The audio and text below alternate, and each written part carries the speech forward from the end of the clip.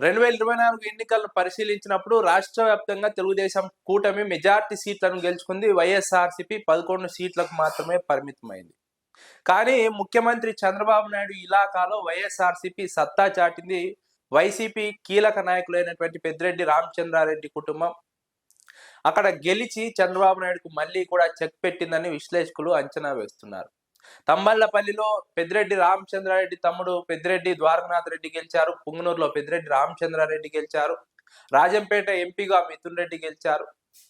ఎక్కువ నియోజకవర్గాలు రాజంపేట పార్లమెంట్ లో తెలుగుదేశం పార్టీ గెలిచినప్పటికీ మిథున్ రెడ్డి మాత్రం వైఎస్ఆర్సీపీ ఎంపీగా రాజంపేట పార్లమెంటరీ నియోజకవర్గంలో గెలవడం చాలా ఆసక్తికర పరిణామం. పెద్దిరెడ్డి ఫ్యామిలీ అధికారం ఉన్న అధికారంలో లేకపోయినా సరే రాజంపేట పార్లమెంట్ నియోజకవర్గంతో పాటు పుంగనూరు, తమ్మలపల్లి కీలక నియోజకవర్గాల్లో తన పట్టును కొనసాగిస్తోంది.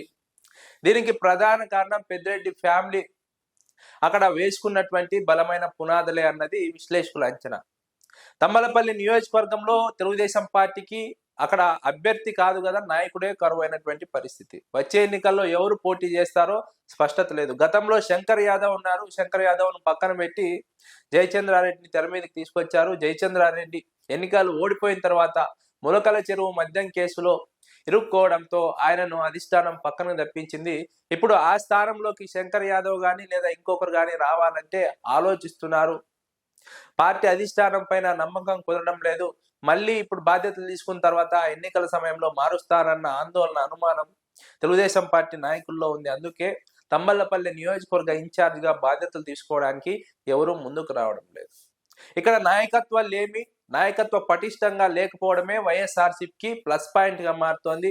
వైఎస్ఆర్సీపీ గెలవడానికి కారణమని విశ్లేషకులు అంచనా వేస్తున్నారు. అదే సమయంలో పెద్దిరెడ్డి ద్వారకానాథ్ రెడ్డి వ్యవహరిస్తున్న తీరు, కార్యకర్తలతో కలిసి వెళ్తున్నటువంటి విధానం, ప్రజలతో కలిసి వెళ్తున్నటువంటి వైఖరి, ప్రజలతో మెలుగుతున్నటువంటి విధానం, ఇవన్నీ కలగలిసి వైఎస్ఆర్సీపీకి అక్కడ బలమైనటువంటి ఒక స్ట్రాంగ్ బేస్ ఏర్పడడానికి ప్రధాన కారణంగా విశ్లేషకులు అభిప్రాయపడుతున్నారు.